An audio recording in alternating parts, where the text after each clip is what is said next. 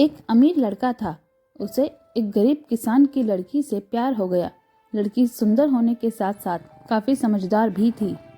एक दिन जब लड़के ने उस लड़की को बताया कि वह उससे प्यार करता है और उससे शादी करना चाहता है, तो लड़की ने कुछ सोचने के बाद उस लड़के को शादी करने से इनकार कर दिया, क्योंकि वह गरीब परिवार से रिश्ता रखती थी।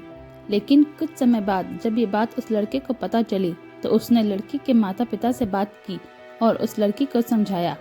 काफ़ी समझाने के बाद वह लड़की मान गई और दोनों की शादी हो गई। शादी के बाद लड़का उसे बहुत प्यार करता था।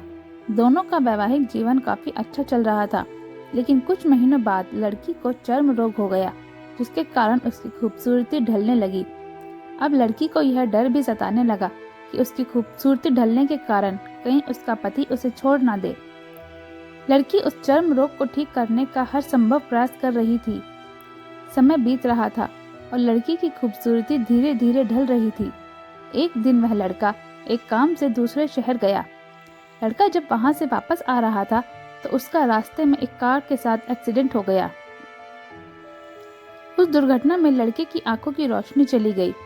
इस दुर्घटना के कुछ समय के बाद उनका जीवन फिर से सामान्य और सुखी बीतने लगा।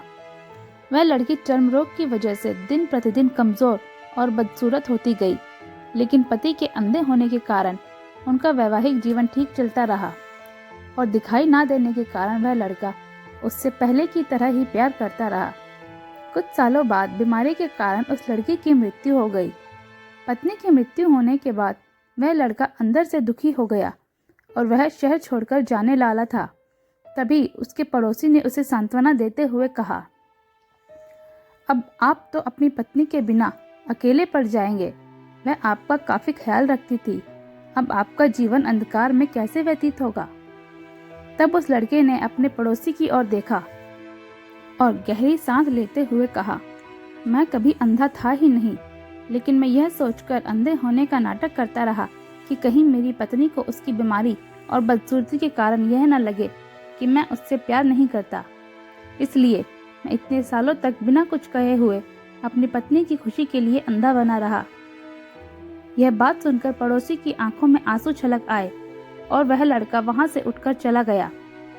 शिक्षा, अगर आप जीवन भर खुश रहना चाहते हैं, तो आप लोगों की कमियों की तरफ ही नहीं, उनकी खूबियों की तरफ भी गौर करिए। आपका जीवन भी आसान हो जाएगा।